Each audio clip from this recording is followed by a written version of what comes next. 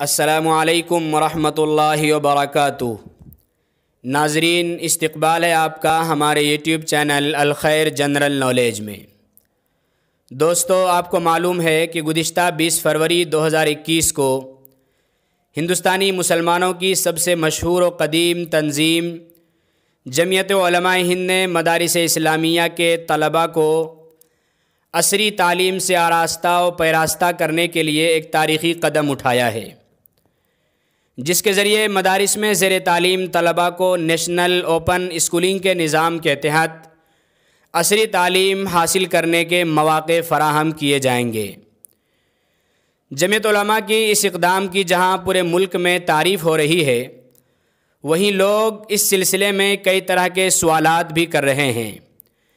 यानी लोग जानना चाहते हैं कि इसका बुनियादी मकसद क्या है और इसके लिए जमियत उलमा किस तरह का निज़ाम मुरत्तब करेगी। तो आइए, इंडिया टीवी के एक नुमाइंदे ने इस सिलसिले में जमियतुल उलमा के जनरल सेक्रेटरी मौलाना महमूद मदनी से ख़ास बातचीत की है, वो मैं आपकी समात के हवाले करता हूँ। इससे पहले नाज़रीन, आपसे दरख्वास्त है कि जो अहबाब हमारे इस चैनल पर नए आ रहे हैं वो चैनल को सब्सक्राइब करके बेल आइकन को भी ज़रूर दबा दें, ताकि इस तरह की दीनी, सियासी और समाजी ख़बरें जल्द अज़ जल्द आप तक पहुँच सके। तो लीजिए, मौलाना महमूद मदनी का ख़ास इंटरव्यू समाअत कीजिए। तो आपने अभी स्टूडेंट्स को भी सुना, आपने वहाँ पर जो मौलवी उन्हें भी सुना। इस वक्त हमारे साथ जुड़ गए हैं मौलाना महमूद मदनी, जो खुद जमियत उलमाए हिंद के चीफ भी हैं और जिन्होंने इस पूरे कार्यक्रम की शुरुआत की है। सर, आपका बहुत बहुत स्वागत है। सबसे पहले तो बहुत बहुत बधाई सर, आपने बहुत अच्छी एक पहल की है। इससे जितने भी मदरसे उससे अगर जुड़ते हैं तो उनको मॉडर्न एजुकेशन मिलेगा। तो इसको लेकर आपने और क्या क्या चीज़ें सोची हैं? देखिए, दो बहुत मोटी सी बात है कि नेशनल ओपन स्कूलिंग जो है, ये ओपन स्कूलिंग का जो कॉन्सेप्ट है वो इंस्टीट्यूशन के से ज़्यादा स्टूडेंट बेस्ड है। तो जो हमारे स्टूडेंट्स हैं मदरसों के, वो चाहेंगे तो हाई स्कूल और 12th सीनियर सेकेंडरी दोनों कर सकेंगे। इसी के लिए महाराष्ट्र के 100 मदरसे और दिल्ली और वेस्टर्न यूपी के 100 मदरसे पायलट प्रोजेक्ट के तौर पर सिलेक्ट किए गए हैं, जिनको एक जमियत का जो अपना ओपन स्कूलिंग का इंस्टीट्यूट है उसके साथ एफिलिएट कर लिया गया है जी। अब ये स्टूडेंट्स को अब इनरोल कराया जाएगा और हमें यकीन है कि ये कामयाब होगा, आसान होगा और इफ़ेक्टिव होगा। तीनों चीज़ें होने वाली हैं इसमें, सक्सेस भी होगी और ये इफ़ेक्टिव भी रहेगा, हम ये उम्मीद करते हैं। जी सर। सर, आपका क्या विजन क्या है इससे? क्योंकि जिस तरह से कंप्यूटर एजुकेशन आज के दौर पे बहुत ही अहम हो गया, हर जिंदगी के हर हमारे जो भी फील्ड है उसमें कंप्यूटर्स हो, साइंस हो की बहुत अहमियत है। तो आप किस तरह से देखते हैं कि जो आपके मदरसों में स्कॉलर्स तैयार होते हैं उनके लिए किस तरह से मददगार होगा? देखिए, दो फायदे हो जाएंगे सीधे सीधे। एक फ़ायदा तो ये हो जाएगा कि जनरल नॉलेज, एक लेवल की जनरल नॉलेज हमारे स्टूडेंट्स को भी हो जाएगी। दूसरे सर्टिफिकेशन हो जाएगा और उस सर्टिफिकेशन होने की वजह से और एक लेवल की मैथ है, ज्योग्राफी है, साइंस है, हिंदी वगैरह तो है ही है, लैंग्वेज हिंदी इंग्लिश, ये कुछ एक लेवल तक जब अगर किसी इंसान को आ जाए तो उसके लिए रास्ते खुले होते हैं आगे बढ़ने के। वो ट्रेन टीचर बन सकता है और बहुत सारे रास्ते हैं, इसकी डिटेल में जाने की ज़रूरत नहीं है जी। तो ये एक फाउंडेशन बन जाएगा लोगों को आगे बढ़ने का। तो मैं समझता हूँ कि ये गेम चेंजर होगा। बिल्कुल सर, आपकी जो ये सोच है, मुझे लगता है कि आप जरूर कामयाब होंगे। और दूसरी बात सर ये भी है कि जिस तरह से 2001 का एक सेंसस आया था, आपको ही पता होगा, जिसमें बताया गया था कि करीब 60% लिटरेसी है जो मुस्लिम समुदाय है, जबकि अगर पूरे नेशनल को देखा जाए करीब 64 या 65% आती है। तो आपको लगता है कि जो गैप है वो भी खत्म हो जाएगा इससे? ऑफ कोर्स देखिए, मदरसे अभी तक भी जो मदरसे में तालीम दी जा रही है, जो शिक्षा दी जा रही है, वो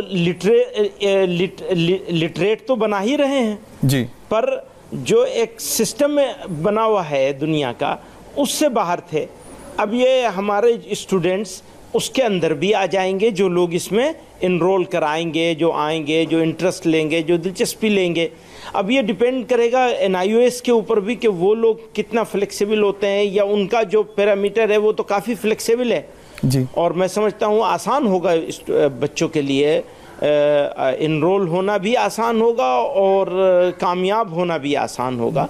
तो बाकी ये है कि जो हमारा ख्वाब है, हमारा ड्रीम है, वो कितना पूरा होगा और क्या रिजल्ट निकलेगा ये तो समय ही बताएगा। जी सर। लेकिन कोशिश हम इसमें पूरी ताकत लगा कर रहे हैं। आज भी हम पुणे आए हुए हैं, जो टीचर्स हैं उनकी ट्रेनिंग यहाँ शुरू कराई है, जो 25 दिन की, 1 महीने की ट्रेनिंग होगी।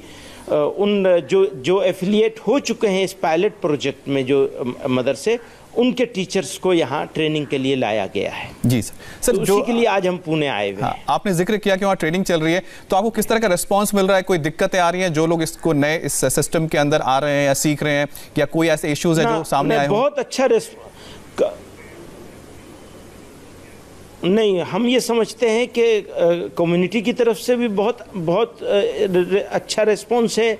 कम्युनिटी के जो उलमा हैं, बड़े उलमा, वो सब इसके सपोर्ट में हैं, और हमारी सोसाइटी के जो दानिश्वर बुद्धिजीवी लोग हैं उनकी तरफ से भी बहुत वेलकम है और हर तरह के सपोर्ट देने की बात कर रहे हैं। NIOS वाले भी हर तरह की सपोर्ट देने की बात कर रहे हैं। उनके डायरेक्टर साहब खुद दिल्ली से चल के यहाँ इस वक्त आए हुए हैं। तो मुझे ऐसा लगता है कि ये प्रोजेक्ट तो सक्सेसफुल होगा इंशाल्लाह। अच्छा सर, एक चीज़ और भी मुझे लगता है कि जिस तरह से आपने एक जो मुहिम शुरू की है, इस मुहिम के जरिए कहीं ना कहीं जो कोशिश होती है कई लोगों को गलत इन्फॉर्मेशन या फिर गुमराह करने की, आपको लगता है कि वो भी भ्रम टूट पाएगा और जो असलियत है और जो सच्चाई है वो लोगों के सामने भी आएगी और समाज के अंदर भी जाएगी? बिल्कुल, ये तो नेचुरल बात है कि जब दोनों तरह के एक आदमी दोनों तरह की एजुकेशन लिए हुए होगा, तो उसका विजन और उसका प्रेजेंटेशन और उसकी प्रेजेंस सोसाइटी में बिल्कुल डिफरेंट अंदाज में होगी। इसका फ़ायदा तो होने ही वाला है। अच्छा सर, एक सोसाइटी को भी और कंट्री को भी, दुनिया को भी, इंसानियत को, सबको बेनिफिट हो। बिल्कुल सर, बिल्कुल आपने बिल्कुल सही फरमाया। सर, एक चीज़ और थी कि जिस वक्त 2014 में प्रधानमंत्री मोदी आए तो उनकी सरकार से एक कोशिश की गई थी एजुकेशन मिनिस्ट्री की ओर से कि मदरसा का जो मॉडर्नाइजेशन होना था, तो आपको लग रहा है कि आपको भी सरकार से कोई मदद मिल रही है या मिलने की उम्मीद रखते हैं? क्या है सर? असल में सरकार कोई भी हो, ये मोदी गवर्नमेंट का सवाल नहीं है, सरकार कोई भी हो, हम लोग सरकार की मदद इन टर्म्स ऑफ फाइनेंस हम उसके उम्मीदवार नहीं हैं जी। जो करेंगे अपने उससे करेंगे। हाँ, अलबत्ता हम ये ज़रूर चाहेंगे कि NIOS जो कि एक ऑटोनोमस बॉडी है, कि NIOS बहुत सारे इंस्टीट्यूट्स को फ़ी में वो देते हैं, डिस्काउंट देते हैं या फ़ी को ख़त्म कर देते हैं। तो हम उनसे ज़रूर चाहेंगे ये कि वो हमारे थ्रू जो लोग इनरोल हो रहे हैं उनके लिए भी स्पेशल कैटेगरी में उनको ले लें और उनके लिए फ़ीस वगैरह के वो कर लें। फिर ये प्रोजेक्ट कामयाब हो जाएगा तो फिर बाद में देखा जाएगा कि गवर्नमेंट इसमें क्या कर सकती है, ट्रेनिंग में क्या कर सकती है, क्योंकि वैसे भी ये इंस्टीट्यूशनल नहीं है कि किसी मदरसे के साथ कोई एफिलिएशन की ज़रूरत है, बल्कि ये तो स्टूडेंट बेस्ड प्रोग्राम है जी। अच्छा सर, आपके साथ अभी कितने राज्यों के मदरसे हैं जो जुड़ चुके हैं? मतलब कितना बड़ा आपका एक पोर्टफोलियो तैयार हुआ होगा डेटा? अभी हमने सिर्फ 2 जगहों के मदरसों को एफिलिएट किया है और वो भी सिलेक्टेड मदरसों को किया है। इसको पायलट प्रोजेक्ट के तौर पर अगले 3 महीने हम इसी पर रखेंगे। जब इनमें से इनरोलमेंट एक लेवल तक हमारा हो जाएगा तो फिर हम और मदरसों को भी करेंगे। अभी हम सिर्फ महाराष्ट्र और उत्तर प्रदेश और दिल्ली, तो समझिए 3 जगहों के।